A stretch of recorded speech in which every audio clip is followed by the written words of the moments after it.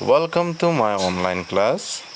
Myself Akhiras Musahari, a teacher of Dorongri High Secondary School. आंनि online क्लाससिम बयखौबो बरायबाय। दिनै आङो थाखो 10 नि समाज बिगियान आयदानि भुमखौरां खोन्दोनि नैथि चेप्टार आबहावा आरो आबहावानि जेंना बेनि 4 नम्बर क्लासखौ लानो आगान सुरदों। 4 नम्बर क्लासाव आङो बे चेप्टारनि सोंनाय फिननायनि सायाव सावरायगोन आरो बे सोंनायफोरखौ बिजाबनिफ्राय लानाय जादों। फैजों गिबि सोंनायाव थांनोसै। आबहावा बुंब्ला मा बुजियो लिर। आं जेब्ला चेप्टारखौ फरायदोंमोन अब्लानो आं आबहावानि सोमोन्दै गुवारैनो बुंलांदोंमोन। बेवहाय फिननायखौ बुंदों। गुवार ओंथियाव आबहावा बुंब्ला बबेबा जिउ एबा जिउ हारिनि सोरगिदिंनि थासारिखौनो बुजायो। सोरगिदिंनि थासारि बुंब्ला जिब थांनानै थानो थाखाय नांगौ जानाय गासै थादेरसाखौनो हमनानै लानाय जायो। आबहावा बुंब्ला बेवहाय गुवार ओंथियावनो मा होनदों? मोनसे जिउ एबा जिउ माहारिनि सोरगिदिंनि थासारि, बे थासारिफोरखौनो मा बुंनाय जायो? आबहावा बुंनाय जायो। थासारि बुङोब्ला बे जिउआ थांना थानायाव बा जोरना थानायाव जायफोर थादेरसाफोरनि सोरगिदिंनो जायफोर थादेरसाफोरनि गोनांथि जायो, बे गासै थादेरसाफोरखौनो लानानै मा बुंनाय जायो? आबहावा बुंनाय जायो।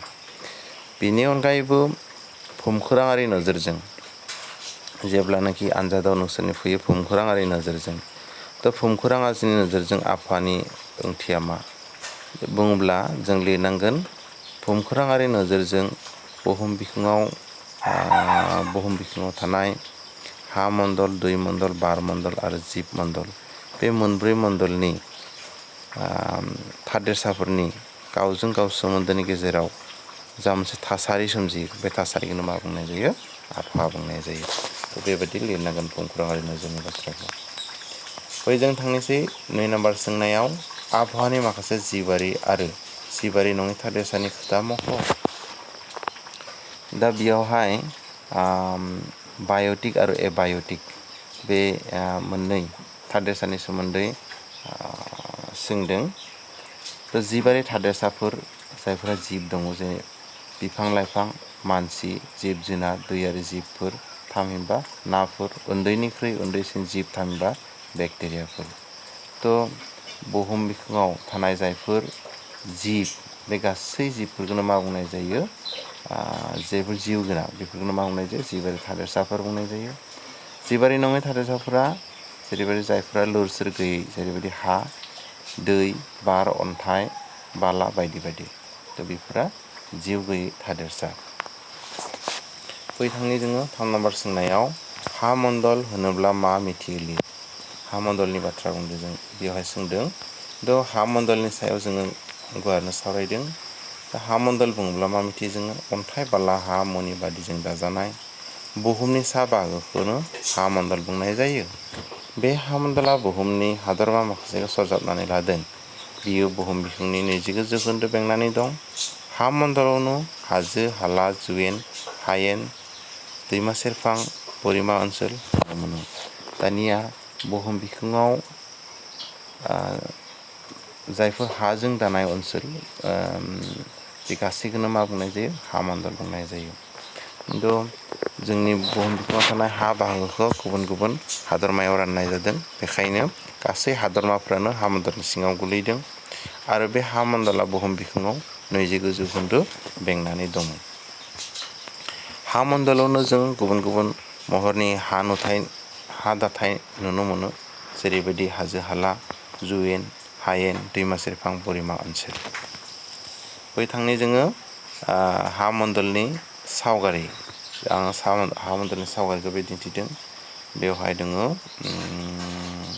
सा आमेरिका, खोला आमेरिका, बेनि उनाव दङ असेनिया थामहिनबा अस्ट्रेलियाजों दाजानाय, बेनि उनाव एसिया, इउरप, आफ्रिका आरो खोला फारसे गुफुर बरफजों दाजानाय बेयो एन्टार्कटिका।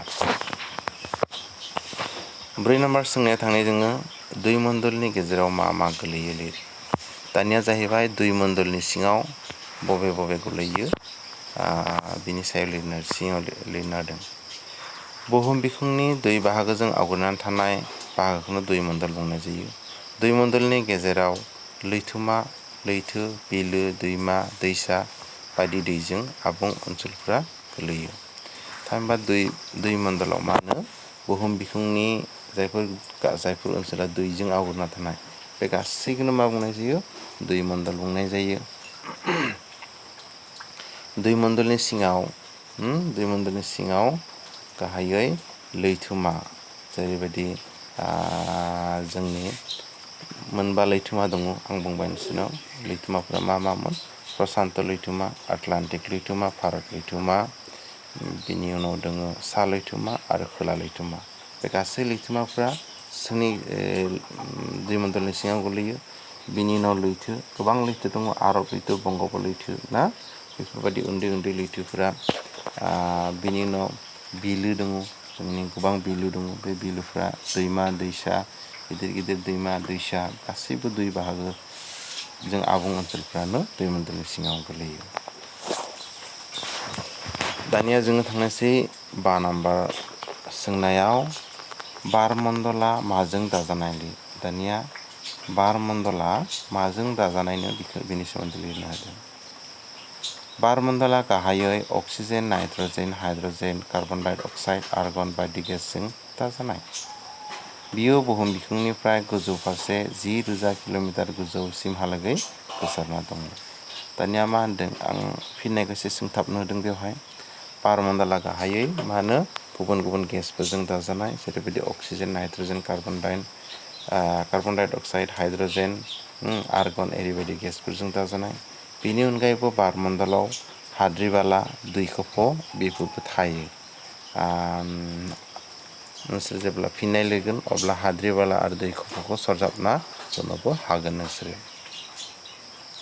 बार मण्डलाव जों फरायनो मोनदों जे बार मण्डला बुहुम बिखुंनिफ्राय फारियै गोजौ फारसे 10 किल'मिटार गोजौसिमहालागै गोसारनानै दङ आरो गुबुन गुबुन गेसनि थुरफुजों दाजानाय बे बार मण्डला।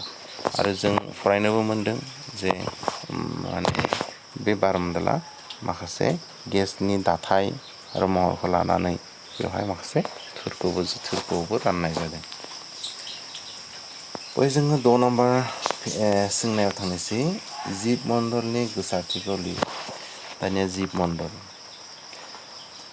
बुहुमनि जिब थामहिनबा बिफां लाइफां आरो जिब थानाय बाहागोखौनो जिब मण्डल बुंनाय जायो। बुहुमनि जिब थानाय बाहागोफ्रा जाबाय हा बाहागो, लैथो लैथोमा आरो बार मण्डलनि दाउमा दाउसा एबा एम्फौ एनला बिरबायग्रा बाहागो। जिब मण्डलाव दासिम 1.75 निजुतफ्राम बिफां लाइफां आरो जिबनि हारि सिनायथिनाय जाबाय। दा मा जाबायनो जिब मण्डलनि गोसारथि। जिब मण्डला मा जाहैबाय बुहुमनि जायफोर ओनसोलाव बा जायफोर बाहागोआव जिब थांनानै थायो बेखौनो मा बुंनाय जायो जिब मण्डल बुंनाय जायो। बे जिब मण्डलाव थानाय बाहागोफ्रा जाबाय मा होनो हा बाहागोआवबो थायो बियो, दै मण्डलावबो थायो आरो बार मण्डलावबो थायो जिबा। जेरैबायदि हा बाहागोआव जों बिफां लाइफां मानसि बेफोरो दङ, जिब जुनार गासैबो दङ। बिनि उनाव लैथो लैथोमा थामहिनबा दै बाहागोआव दङ, दै मण्डलाव दङ ना गुबुन गुबुन जिब दैयारि जिबफोर बेफोर दै मण्डलाव दङ। बार मण्डलाव दङ जोंनि दाउमा दाउसा एम्फौ एनला जायफोर बिरबायग्रा जिब बेफोरो दङ।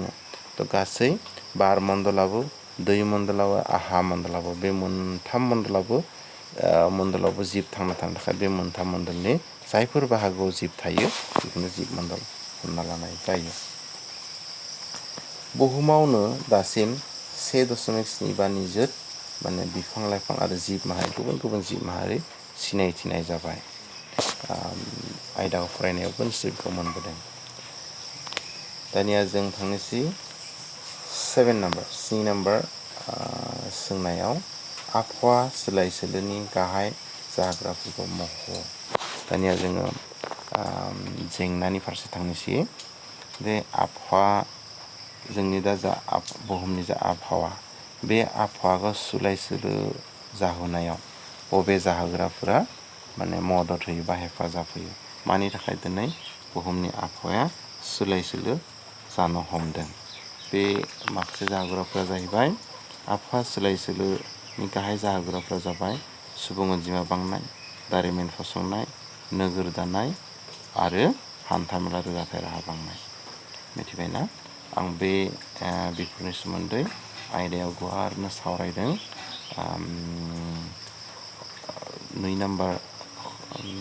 2 नाम्बार क्लासाव आङो बेनि सोमोन्दै सावरायदों। भिडिअखौ नोंसोर नायफिनना लानो हागोन।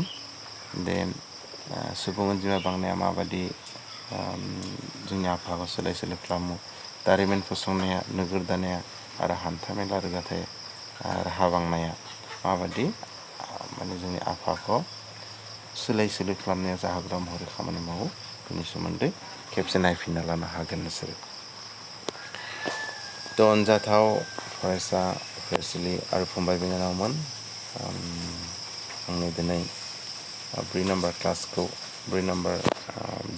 बे सेप्टारनि 4 नाम्बार क्लासखौ आं बेसेयावनो दोनथ'बाय। उननि क्लासाव आङो आरो माखासेबाव सोंनाय फिननायखौ लानानै नोंसोरनि सेराव फैगोन। अब्लासिमहालागै बयनिसिमबो अननाय बावहरनानै आंनि क्लासखौ बेयावनो दोनथ'नाय जाबाय। गोजोन्थों।